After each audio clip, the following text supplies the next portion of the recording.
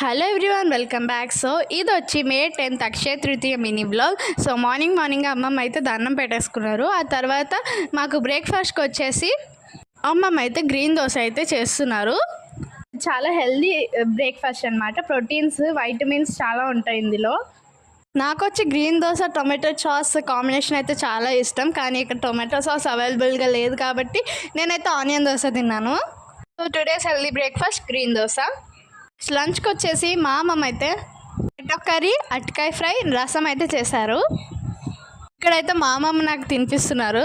చేసిన తర్వాత రోజులాగే క్లైమేట్ ఇలా అయితే చేంజ్ అయిపోయింది, చాలా కూల్గా. ఇక్కడ నేను మా తమ్ముడు అయితే ఎలక్షన్స్ మాటికేమో కానీ మేము ఇంట్లో అయితే పవన్ కళ్యాణ్, వైసీపీ అని చెప్పి కొట్టుకుంటూ ఉన్నాము.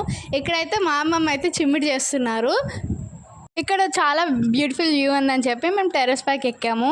Bye, please like, share, subscribe.